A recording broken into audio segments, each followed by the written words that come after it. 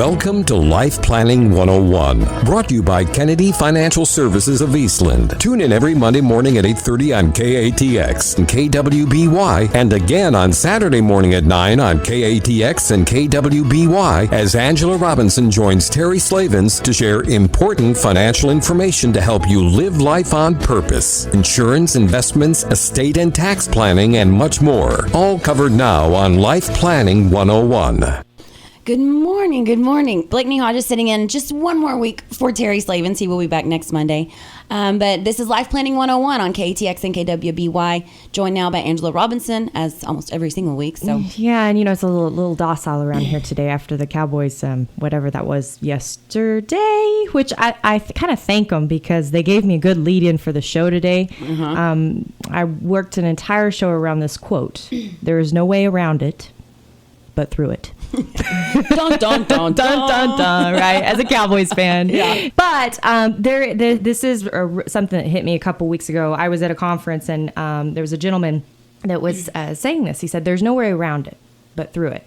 And for whatever reason, that just struck a chord with me because I think, we all go through things in life, right? And I'm a Joel Osteen listener. I love him. I keep him on my little panel on my Sirius XM, when I travel. And he always says you can either go through it or you can grow through it. Right. Oh, I like and that. I love it. Yeah. I love that. And so I think that's probably why this struck a chord with me so well. But as I got to thinking about it, I thought, that's so true in so many aspects of life, right? You think about a death of a family member. You got to go through it. There's no way around it, right?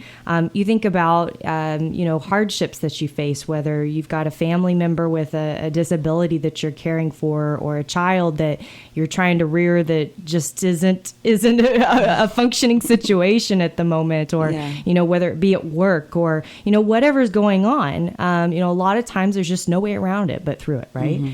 And, you have messes in life. You've got, things that you got to clean up. And the only way to do it is just to do it. To clean it up. You can't get around it whatsoever. And there's sometimes that we can't avoid pain. I think as a parent, you never want to see your child in pain, right? Mm-hmm. That's probably the hardest thing is when they're sick or, when they really hurt themselves, not fake hurt themselves, but really hurt themselves. And you're sitting there thinking, oh, I don't want to see them in that pain. And that even goes on when they're adults, that you don't want to see them in that pain. And the same is true when you're experiencing growth, because sometimes growth isn't easy. And you can't go around it to experience growth, right? Exactly.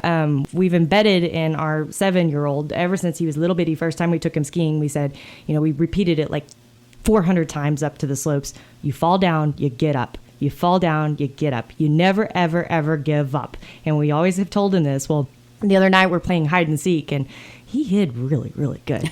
Really good. I couldn't find him. I mean, this went on for like 5-6 minutes. I could not find him in our house, right? And so I finally said, I give up. And I hear this little sound in the back. Never, ever give up. Right?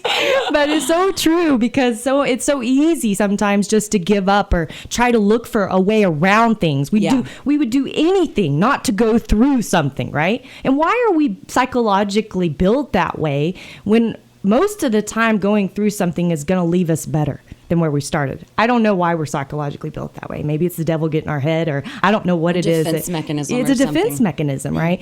And, the reason I tie this back to planning so much, because this struck a chord with what we do as well. People don't want to go through it, the planning. Yeah. Why don't they want to go through it? They'll do anything. They'll go around it in every which way. And then in turn, they end up going through something else because they didn't do the planning, right? And some of the most heartbreaking memories I have as an advisor and, working with people, it's probably the widows.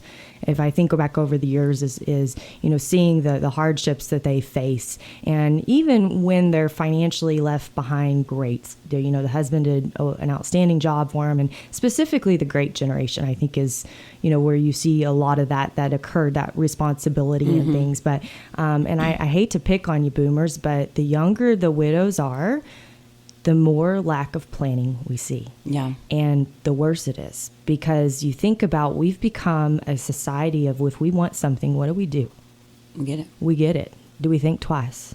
Do we see if it fits in our budget? Not always. No, we don't. And so I want you to take a woman that has been living a certain way for 20, 30, 40 years. Husband falls over dead. They didn't do the planning they needed to do. And now her whole life is turned upside down. She's 60 years old. She's still got 20 years of vibrancy left in her. Is she going to change? When she wants something, what's she going to do? Right? Yeah. And this is what we battle with as advisors, and it's heartbreaking. There's one lady in particular that it just breaks my heart because her husband was in our industry, in the finance industry. It blew my mind.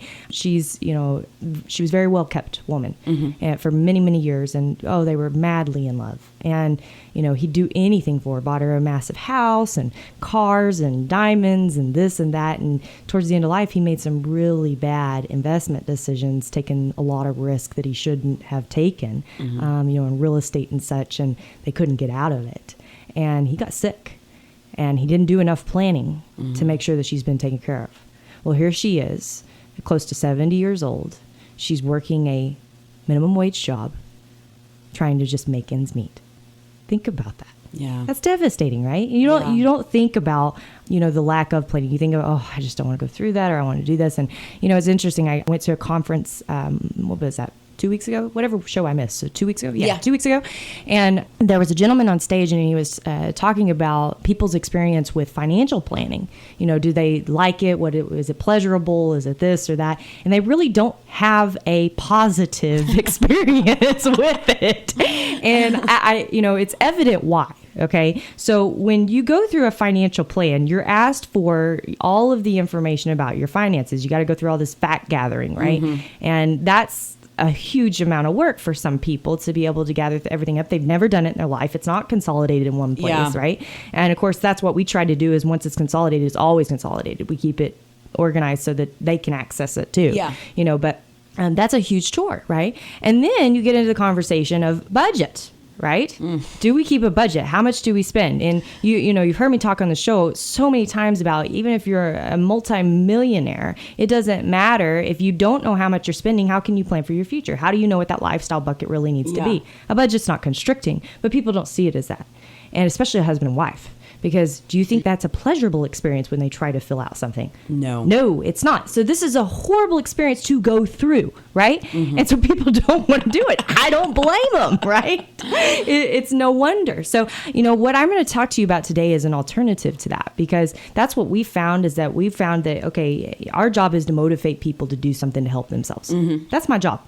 Isn't that cool? I get to motivate people to help them to do something for themselves. And if I help someone be motivated one day at a time, then that's a successful day, because I figure that if you can avoid a circumstance like the widow I tell you about, isn't that worth everything? Oh, yeah, absolutely. Absolutely, right? And most of the time, it's just being able to take the time to go through it, to prevent it, rather than waiting to go through it the hard way.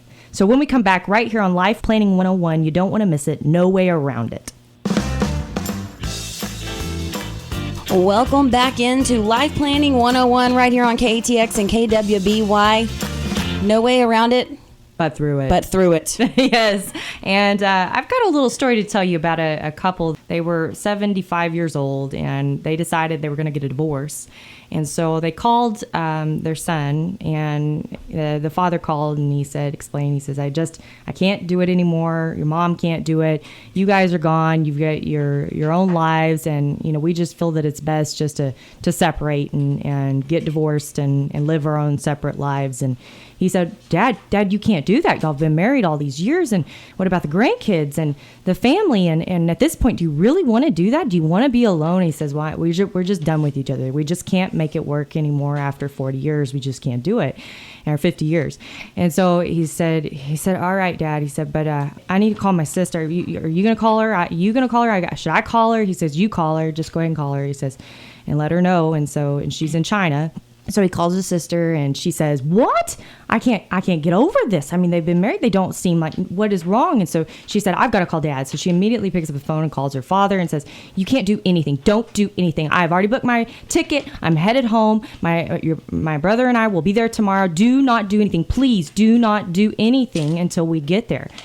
So he says, okay, and hung up the phone, gets off the phone, and he turns to his wife. He says, well, honey, kids are coming home for Christmas, and they're paying for their own plane tickets. Oh, that's awesome. I was waiting a minute, and I was like, is that true, or was there a punchline? Is there a punchline? Well, there is the punchline, I right? love that. That's awesome. So, no way around it but through it, right? Yeah. And I figure that's the best way you can plan, through it, right? Yeah.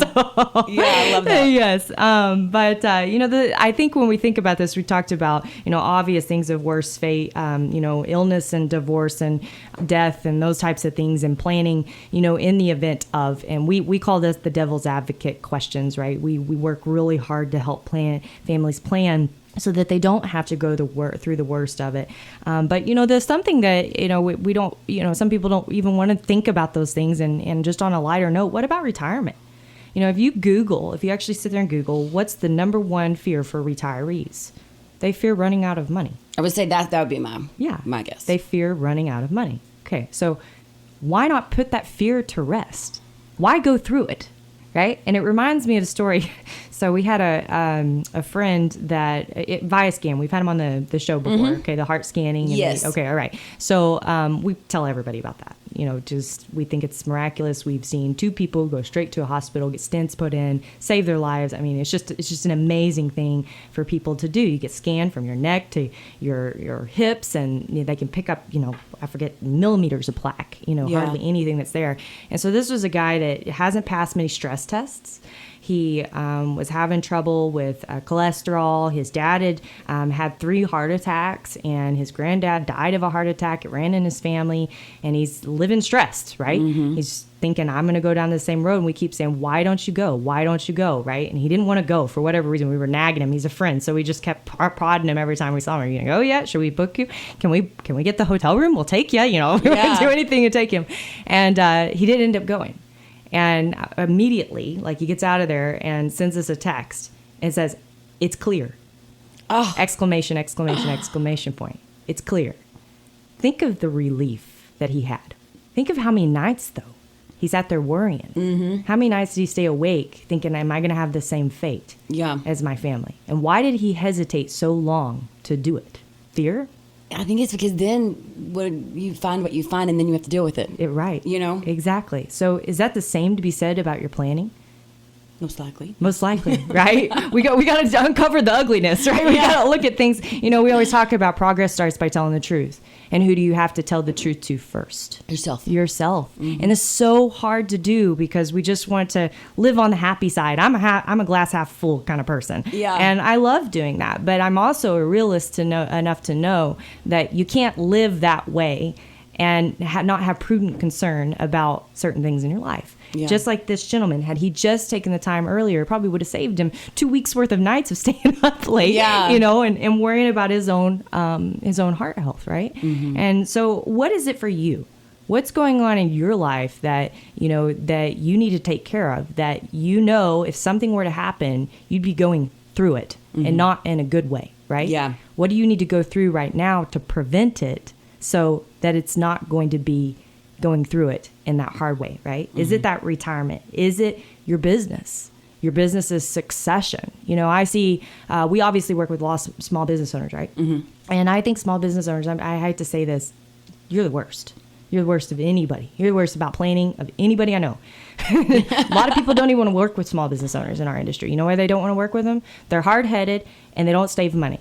Okay, they invest everything back in their business. They don't save money. And so they make their own worst enemy because they live and die by that business. If that business works, great. If it doesn't, it doesn't. Yeah. And then they got nothing at the end of the day. And they're their own worst enemy. Okay. We choose to work with business owners, I guess, because we're glutton for punishment. I don't know, but we choose to work with business owners. And part of it is because I think we feel like we can really help them. I mean, obviously, we're a small family business, right? Yeah. And so we encumber a lot of the same problems and issues that other family businesses make. We also have worked in ranching for years. So, with that background, we encompass some of those same values and things around that these farmers and ranchers and these farm and ranching businesses have. And so it's a hand in glove type situation, but I will tell you the truth. You're still hard to work with. It doesn't make it that much easier. And the reason why is because you're always looking at your business as the investment and what's happening today, what's happening tomorrow. Sometimes you don't even plan. Sometimes you do. Sometimes you're very successful on the business side, but you don't want to work on your business. What needs to happen? What would happen if? You don't want to think about those things because you're Superman. You made this happen, right? Well, because it's like that's not in your head. That's not an option. That's not an option, right? Yeah. And especially men. I think women are a little bit more apt to be able to say, okay, the what ifs could happen. Mm-hmm. Men say, no, I've got to be there to take care of it. If things fall apart, I've got to be there to take care of it. And I'll tell you this: most of the planning that we do involves strings that business owners can give but pull back, sell but pull back. Why is that? It's that right there. It's that thing that they feel like they've got to be there to pick it up if something falls apart, right? Yeah. Okay, so, the reason I tell you that is because you need to look yourself in the mirror and ask yourself if you're that person. And if you're that person, you need to seriously think about the devastation that could happen by not doing planning. Okay, could it rip your family apart if you're a family business? My guess is yes, if you haven't planned. Okay. My guess is 99% yes, if you haven't planned, because it is a very detrimental thing. Things that you think would never come to the table, elephants that are in the room that you aren't addressing are, very important. Get addressed. Yeah, they're going to get addressed one way or the other, right? Yeah. And if you're a small business that your family has nothing to do with it, you've got key employees, have you planned for that, for them to take over the business? Is that going to work? What about if you have nobody to take over your business? If you fell over dead tomorrow, would a fire sale have to happen?